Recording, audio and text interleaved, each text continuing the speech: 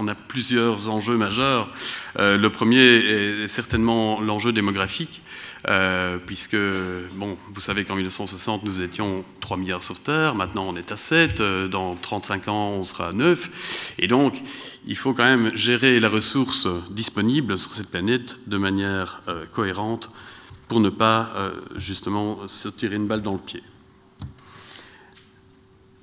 Et donc, non seulement nous avons une démographie qui augmente d'année en année, mais qui également est en perpétuelle recomposition, sachant que le monde urbain d'un temps, c'est-à-dire relativement limité, est maintenant majoritaire et va représenter plus de 70% de la population mondiale d'ici 2050.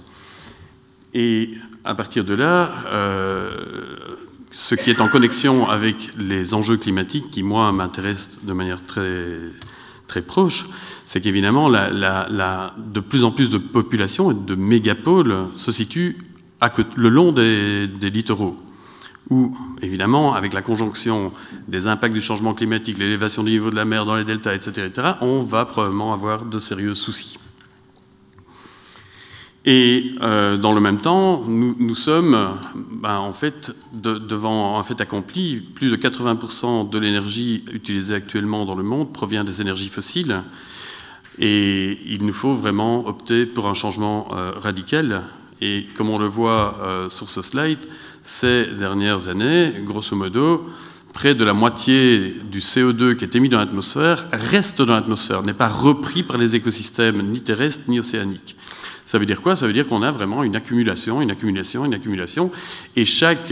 pour chaque kilo de CO2 émis dans l'atmosphère, la moitié reste dans cette atmosphère pour une durée qui est estimée à 100 à 150 ans, ce qui n'est pas rien. Ça veut dire que les impacts des émissions actuelles vont se faire ressentir jusqu'à ce que ma plus jeune fille, Chloé, qui a 10 ans, sera à son tour arrière-grand-mère. Bon, vous voyez le hasard. Donc c'est long.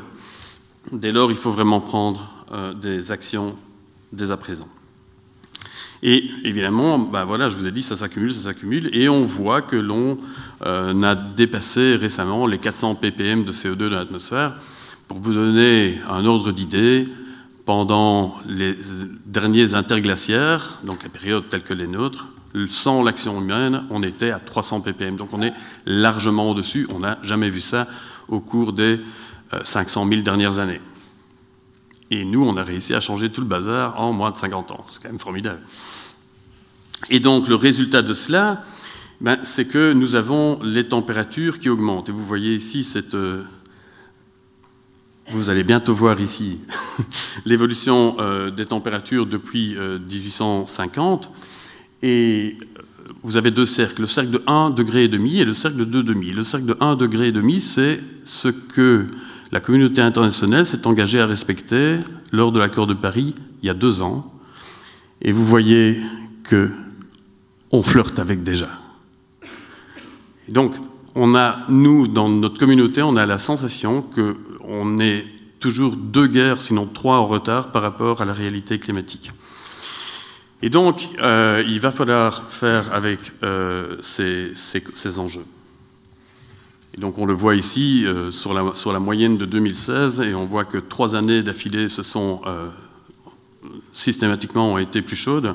Donc, on va de record en record. Donc, on est maintenant à 1,2 et on doit se limiter à 1,5. Et donc, les conséquences vont être nombreuses. Et ce sont évidemment des conséquences qui vont se confirmer dans les décennies qui viennent, mais qui sont déjà observées un peu partout dans le monde, c'est-à-dire de manière probable des vagues de sécheresse de plus en plus fréquentes, mais également ce qui nous préoccupe fortement, c'est évidemment l'action sur les littoraux due à différents processus, dont l'augmentation du niveau de la mer, et de plus en plus de migration environnementale. Et voilà, on était tout à l'heure dans la politique française, lorsqu'on sait qu'une candidate,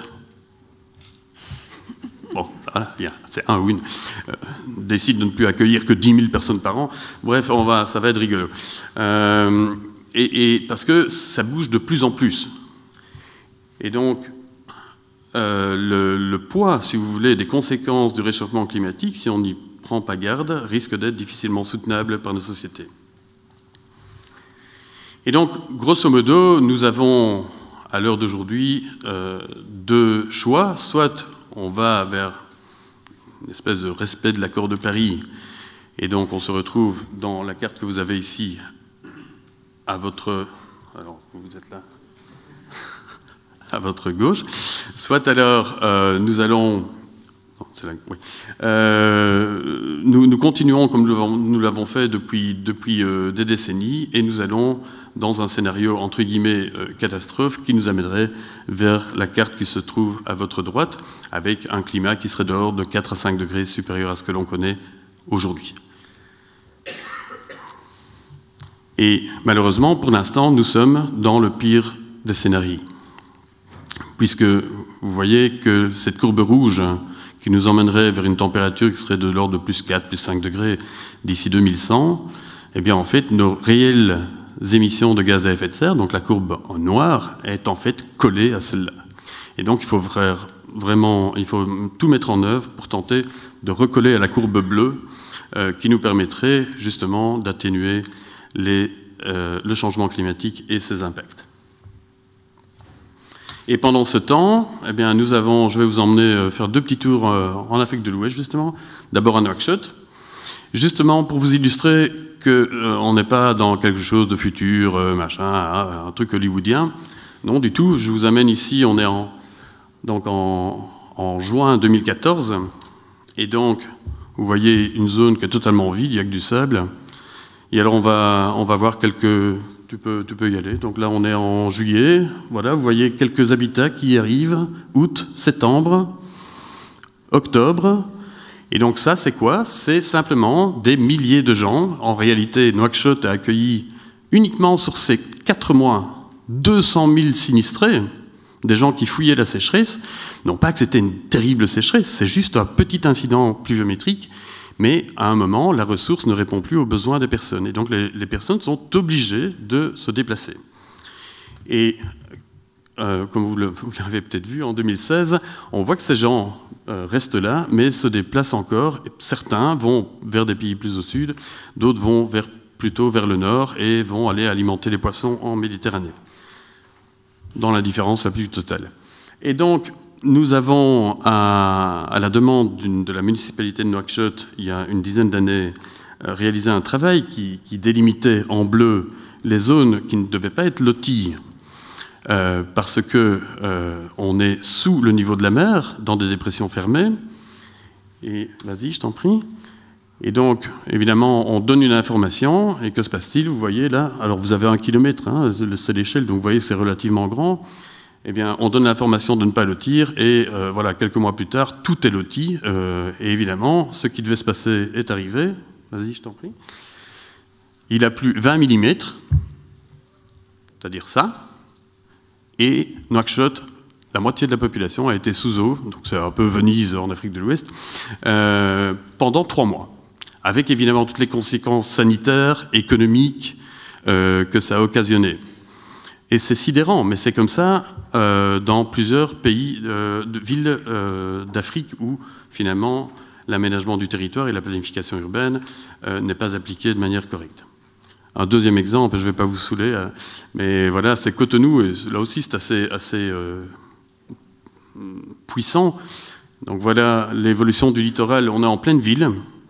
Donc voilà, nous sommes en 2002, voilà 2004. Ensuite, nous passons en 2011, et puis on va se retrouver en 2013.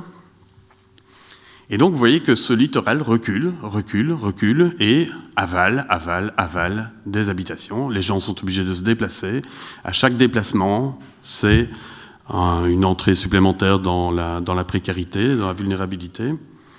Et donc, voilà ce que ça peut donner lorsqu'on met tout ça ensemble. Et donc des quartiers entiers sur des kilomètres sont avalés par la mer. Voilà, avant, après, il n'y a pas de trucage, c'est seulement 10 ans et c'est maintenant. Donc les déplacements dus à des modifications environnementales, ce n'est pas du fantasme.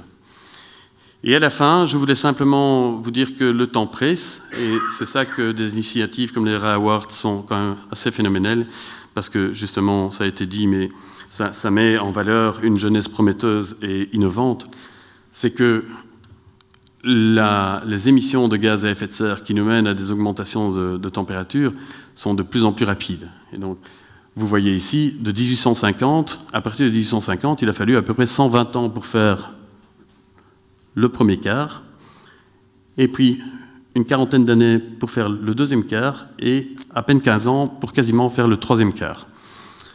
Donc c'est super rapide. Et donc là, on a vraiment besoin d'innovation et de changement de paradigme pour pouvoir aller de l'avant. Et alors, donc vous voyez, si on veut avoir une chance sur deux de respecter le 1,5 degré de réchauffement, il nous reste 8 ans, donc ça nous fait 2025, à émissions de gaz à effet de serre égales. Et pour terminer, en fait, voilà, finalement, c'est un peu le résumé des Ra Awards, c'est-à-dire que nous devons créer le monde de demain, nous connaissons les enjeux, et donc nous allons avoir différents moments où on va devoir faire des choix. Et systématiquement, en fonction des choix que l'on va faire, on aura plus ou moins de résilience. Et bon, il est à espérer qu'on en aura beaucoup plus. Et c'est un peu le hasard du calendrier, mais aujourd'hui même, sortait en Grande-Bretagne le premier grand rapport qui ne lit plus seulement des scientifiques, mais des scientifiques, des politiques, des sociétés privées, des lobbies style World Resources Institute, etc. Donc la Commission pour les transitions énergétiques. Et son rapport Better Energy for Greater Prosperity nous indique qu'il faudrait de l'ordre de 600 milliards de dollars par an pour justement arriver à ces caps ambitieux. Alors, ça peut vous paraître important, mais ça ne représente même pas 1% du PIB global. C'est déjà rien, non? Et donc voilà, avec ces quelques minutes de parole, je pense qu'avec aussi ces deux petits case studies, j'ai réussi à vous montrer que les questions climatiques qui agissent sur l'agriculture et l'alimentation et sur la santé, les déplacements, mais également les questions d'architecture, planification urbaine, aménagement du territoire, et tout ça avec, évidemment, il faudra un renforcement des capacités dans le secteur de l'énergie, de la finance et de l'économie. Tout ça, évidemment, est très important. Et voilà, je tiens, comme l'a fait Monsieur le Recteur, à féliciter les lauréats, mais également tous les autres jeunes qui font des études géniales. Moi, tous les jeunes que j'ai maintenant sont tellement extraordinaires par rapport à... Je ne vais pas dire qu'il y a 10 ans, ils étaient nuls, hein, attention, mais disons, ils se posent des questions et ils ont envie d'autre chose et ils ont envie de construire demain ensemble. Et ça, c'est phénoménal. Et quand on m'a demandé de venir prendre la parole ici, je me suis dit, je vais rendre hommage à tous ces jeunes qui font en sorte que le boulot d'enseignant devient un réel plaisir. Et ça, on a de la chance, Et donc, voilà, cette vision synoptique et cette approche holistique, je pense que de plus en plus d'étudiants la prennent à l'université, mais également dans la société civile. Beaucoup d'étudiants sont de plus en plus investis dans une série d'actions. Et je pense que l'Université de Liège, depuis 2 siècles, mais également ailleurs, en Belgique francophone, en Europe et ailleurs dans le monde, on n'a pas attendu les élections françaises pour se mettre en marche. Voilà, merci. Merci Pierre.